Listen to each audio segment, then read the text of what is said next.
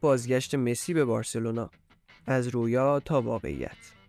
رویایی که مدیر عامل بارسلونا در مصاحبه جدیدش به صورت خیلی یواشکی اونو تایید کرده.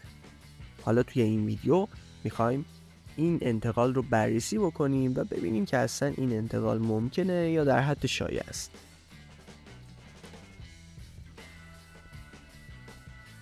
خوان لاپورتا مدیر عامل بارسلونا توی ویدیویی که توی فضای مجازی منتشر شده به پرسش هوادارهای این تیم در مورد بازگشت لیونل مسی فوق ستاره آرژانتینی به جمع آبی اناریا پاسخ مثبت داد.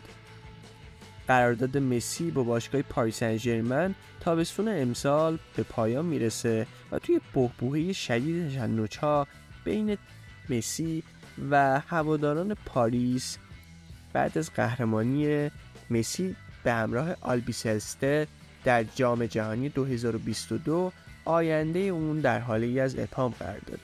کوچ به لیگ برتر آمریکا و بازی برای تیم آتلانتیک از جمله شایعات در مورد مسی و علاوه بر این اینتر میامی که مدیریت اونو دیوید بکام ستاره اسبق تیم ملی انگلیس بر عهده داره مقصد محتمل برای اون محسوب میشه. الهلال هم که 1 سال پای ثابت پیشنهادهای مسی.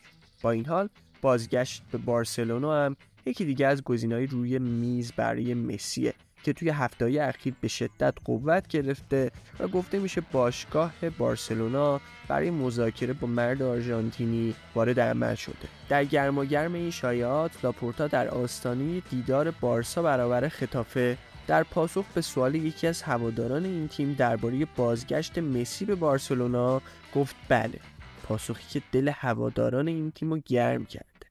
آبی اناری‌ها در حال حاضر با مشکلاتی از جمله رسوایی‌های مالی دست و پنجه نرم می‌کنن. این موضوع میتونه نقل و انتقالات تابستونی این تیم رو تحت شعاع قرار بده.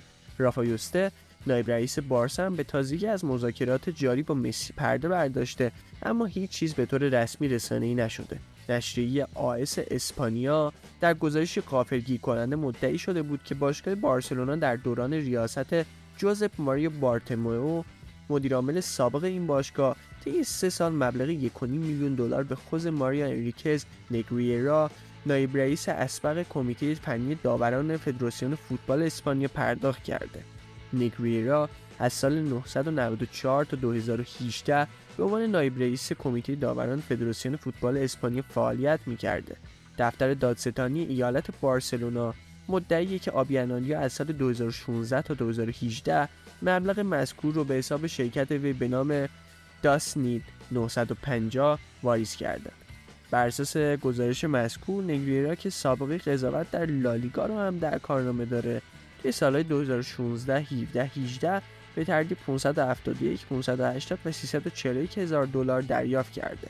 لاپورتا در مورد این اتهامات گفته بارسلونا هرگز با نیت تغییر یا اعمال نفوذ در رقابت‌ها به منظور حصول منافع ورزشی اقدامی نکرده و دادگاه هیچ مدرکی هم پیدا نکرده، چون چیزی وجود نداره و چنین چیزی ممکن نیست. این اتهامات با هدف تخریب بارسلونا مطرح شده و خصمانه‌ترین حمله‌ای که علیه بارسلونا صورت گرفته. با این تفاصیل میشه گفت که بارسلونا تابستون خیلی سخت رو پیش رو داره و علاوه بر تنظیم کردن صورت‌های مالی و درست کردن تراز مالیش باید از پس ایجنت مسی یعنی پدرش و البته مبارزه با تیم‌های سرسخت عربستانی و آمریکایی هم بر بیاد.